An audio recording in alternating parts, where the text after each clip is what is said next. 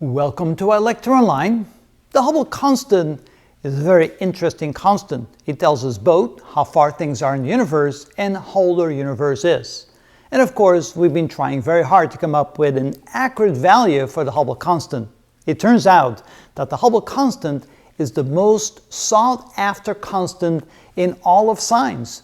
We've been trying so many times by so many people in so many different places to come up with an accurate value. And we haven't been able to come up with an accurate value yet. So far, there's still a range, currently somewhere between 67 and 74 kilometers per second, but as time goes by, that range could still change and new values may pop up. There have been over 4,000 attempts so far, scientific endeavors to try and come up with an accurate value of the Hubble constant, and the pace has not yet slowed down. And so in the early 1990s, one of the primary mission objectives of the Hubble Space Telescope, which cost us billions of dollars, well, it was to find an accurate value for the Hubble constant. Wow, it just hasn't stopped. And so you can see that over history, things have changed somewhat. Our very early estimate made by Hubble, Edwin Hubble, was about 500 kilometers per second per megaparsec. Even though the actual number, of course, was way off to the current expected or accepted values, I should say, it was still a revolutionary discovery, the fact that there was this proportionality between distance and velocity.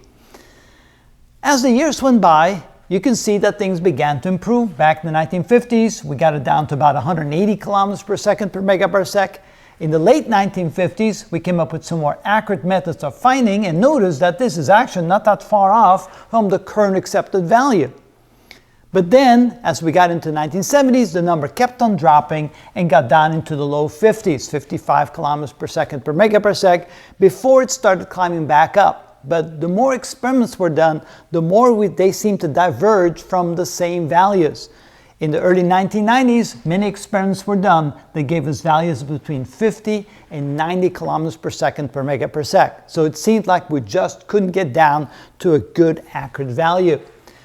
It turns out that so far the range from the high in 1929 of 5 kilometers per second per megaparsec went down all the way down to some experiments indicating that it might be as low as 25 kilometers per second per megaparsec.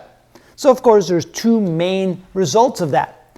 First of all, let's say we have a Hubble constant of 50 kilometers per second per megaparsec, which means that if something is moving away from us at 200 kilometers per second, it would then indicate that the distance of that object would be 4 megaparsec and the age of the universe would be 20 billion years old.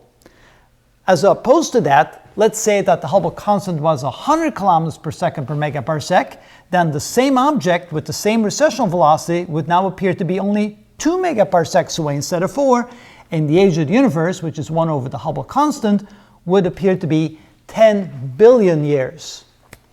Wow, it just doesn't appear as if we're going to get an accurate estimate as to how far things are and how old our universe is until we're able to come up with a good estimate of the Hubble constant. And that is why we're trying so hard to come up with that accurate value.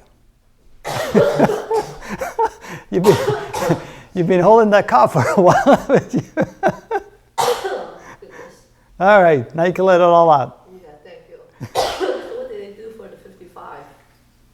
What did they measure? Oh, I'd have to go back and look at it. Remember, there's been thousands of experiments. So did they just measure the Cepheid or something? They tried all kinds of different things, the Cepheid variables. They did the supernovas, the type 1a supernovas, that did the Mira variables, they did the RR Lyra variables. They tried all kinds of different ways, new telescopes, new methodologies, new calculations, you name it, they've tried it. And every time somebody does an experiment, of course, you also have to adjust for the dust inside the galaxies because they obscure some of the vision. They make the light a little bit dimmer, so they have to estimate how much dust they think there is in our galaxy, in the galaxies that they look at. It is quite complicated. So yeah, it's not surprising that it's a very difficult problem. It's not easy.